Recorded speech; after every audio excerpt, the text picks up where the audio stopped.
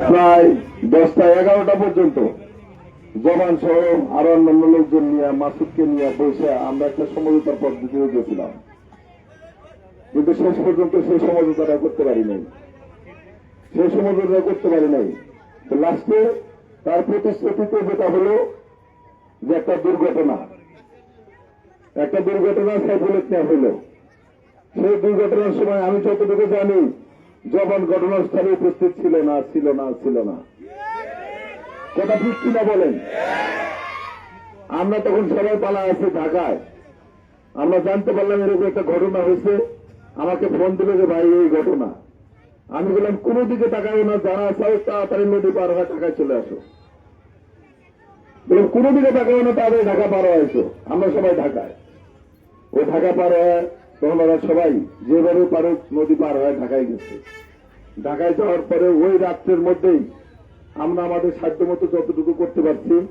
ভাইয়ের সাথে কথা হইলো, ভাইও কথা বলে তারপরে তাদেরকে বলা হলো যে তোমরা যার যার মতো ফাঁকে থাকো, পরিস্থিতি যেহেতু এখন খারাপ, ফাঁকে থাকো।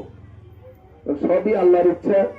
ওর একটা ভুল ছিল, ও তারপরেও মানুষের সাথে যোগাযোগ রাখতো। এই যে মোবাইলে যে একটা যোগাযোগ রাখতো, যাদের সাথে যোগাযোগ রাখতো তারাই ছিল এলাকার মূল কাল, তারাই ছিল মূল কাল। বন্ধুত্ব সাইজা তারা এই ঘটনার মূল খলনায়ক, তারা ছিল এই খলনায়ক। আমাকে যেদিনকে বললো যে ভাই, যেদিনকে ও অ্যারেস্ট হয় তার 3 দিন আগে আমাকে বললো যে ভাই টাকা পয়সা নাই। আমি বললাম আমি টাকা পয়সা পাঠাই দিতেছি। আমি তার 1 দিন আগে টাকা পয়সা পাঠাই দিছি এবং ওই দিনকে সম্ভবত হাইকোর্টে জামিন নেওয়ার জন্য একটা প্রোগ্রামও করছি। সবাই ওদিনকে হাইকোর্টে জামিন নেওয়ার জন্য গেছে। আমরা যখন হাইকোর্টে জামিন নেওয়ার জন্য যাই তখন ওদেরও আসার কথা। এর মধ্যে শুনি যে ও অ্যারেস্ট হয়ে গেছে, আরো 2-1 অ্যারেস্ট হয়েছে। সেই যে অ্যারেস্ট হলো, অ্যারেস্ট হওয়ার পরে আমরা আর জানতে পারলাম না যে কোন থানায়, কোন পুলিশ ক্যাম্পে, কোন জায়গায় আছে আমরা আর জানতে পারলাম না। মৃত্যুর ঠিক 3 দিন আগে আমাকে যে কোনো একজন মানুষ সরকারি আমাকে বললো রফিক ভাই, জবান ভাই এখনো বেঁচে আছে।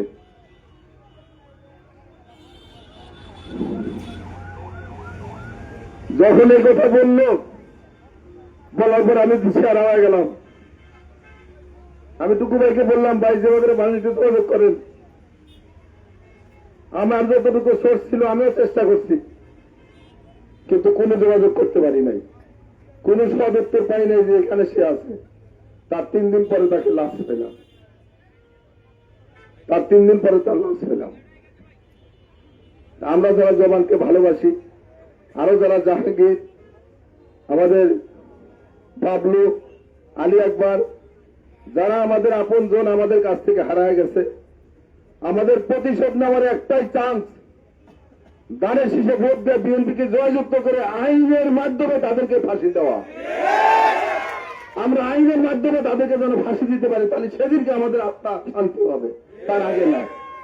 এই জন্য আপনারা যারা জিয়ার সৈনিক, বিএনপির যারা সৈনিক, বিএনপির আদর্শের যারা সৈনিক, তাদের কাছে আমার উদ্যোগটা আহ্বান থাকবে, সে কয়েকটা দিন আছে, আপনারা যেভাবে পারেন কষ্ট করে হলে পারে এই দিনগুলোকে মানুষের হাতে পায়ে ধরে বুঝে যাতে দানের ছিঁড়ে সবাই ভোট দেয় এবং আগামী দিনে যেন বিএনপি রাষ্ট্রীয় ক্ষমতায় যেতে পারে।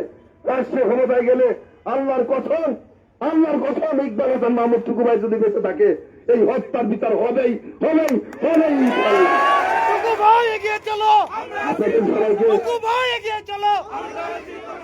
সবাইকে ধন্যবাদ জানিয়ে আমি আমার কথা শেষ করছি। শেষ করার আগে মহান আল্লাহ রব্বুল আলমের কাছে আমরা দোয়া করি, আল্লাহ যেন জবান, বাবলু, জাহাঙ্গীর, আলী আকবর সবাইকে আল্লাহ পাক যেন বেহেশত নসিব করে, বেহেশতের সর্বোচ্চ মাকাম যেন আল্লাহ পাক দান করে, তার জীবনের সকল কুরাখাতাকে মাফ করে দেয় এবং আল্লাহ যেন তাকে বেহেশত নসিব করে। সবাইকে এই আশা ব্যক্ত করে সবাইকে ধন্যবাদ জানিয়ে আমি আমার কথা শেষ করছি। আসসালামু আলাইকুম।